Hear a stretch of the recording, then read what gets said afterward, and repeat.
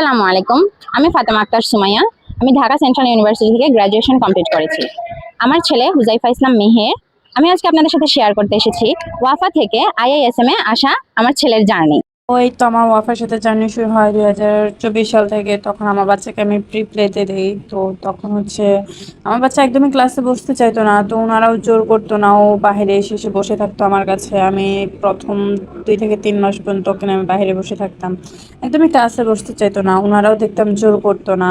ওনাদের কথা হচ্ছে, আপা আপনি জোর করেন না ওকে, আমরা হচ্ছে মানে ওনারা অনেক ফ্রেন্ডলি, অনেক কাইন্ড, অনেক ভালোভাবে বাচ্চাদের সাথে ফ্রেন্ডলি ওয়েতে তাদের ফ্রেন্ড হয়ে তাদেরকে হচ্ছে আপন করে নিছে, এরকম ব্যাপারটা ছিল। তারা খুব তাড়াতাড়ি আমার বাচ্চাকে অনেক সুন্দরভাবে আপন করে নিল। দেন আমার বাচ্চা তো খুব সুন্দরভাবে বসছে। ইভেন আলহামদুলিল্লাহ ভালোভাবে আমার বাচ্চা মার্কসও পাচ্ছিল, ভালোভাবেই ঠিকঠাক হয়েছে। তো যাই হোক, পরে যখন আমার হাজব্যান্ডের বিজনেস পারপাস আমাদের মালয়েশিয়া আসার প্ল্যান হয়, তখন আমরা আসি। আসার পর আমরা নাম না বলি, অন্য একটা স্কুলের অফার লেটার পেয়ে আসছি।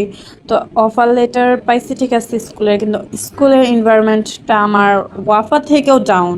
তো আমার কথা হচ্ছে, আমি বাংলাদেশের মতো একটা দেশে যখন ওকে এত ভালো একটা স্কুলে পড়াইছে, এখানে এসে তো আমি ওকে এর থেকে ডাউন পড়াবো না, অবশ্যই একটু হাই যাবো। তো যাই হোক, তখন আমার একটা ভাইয়ের মাধ্যমে আমরা আইএসএম এ যাই। তো তখন ওনারা বলে 3 ঘন্টার একটা এক্সাম নেবে মিহিরের। তো আমি একটু ভয় পেয়ে গেছিলাম যে আমার বাচ্চা পারবে কিনা, কিন্তু আলহামদুলিল্লাহ আমার বাচ্চা 3 ঘন্টার এক্সাম 1.5 ঘন্টায় দিয়ে বের হয়ে গেছে। আর সবচেয়ে বেশি অবাক হয়েছি তখন যে আমার ছেলে, মানে আমি ওনাদেরকে বললাম যে আমি একটু ওনাদের কোশ্চেন প্যাটার্নটা দেখতে চাই। দেখেন ওনারা ওনাদের কোশ্চেনটা আমাকে দিল, ওয়াফার সাথে প্রায় সিমিলার। আমার এই জিনিসটা এত ভালো লাগছে, তখনই আমার কনফিডেন্স চলে আসছে যে না, আলহামদুলিল্লাহ আমার ছেলে পারবে।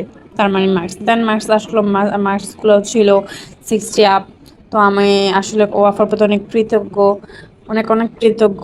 আবার আমার ছেলে ওয়াফাতে থাকতে নার্সারিতে ছিল, কিন্তু এখানে আসার পর গ্রেড 1-এ চান্স পাইছে। এই জিনিসটা আমার জন্য অনেক বড় ব্যাপার।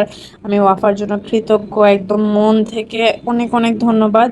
ওয়াফার প্রতি আমার অনেক অনেক ভালোবাসা এবং দোয়া রইল সবসময়ের জন্যই। এবং ওয়াফা আসলে আমার একটা আস্থার জায়গা হয়ে গেছে। তো ধন্যবাদ সবাইকে।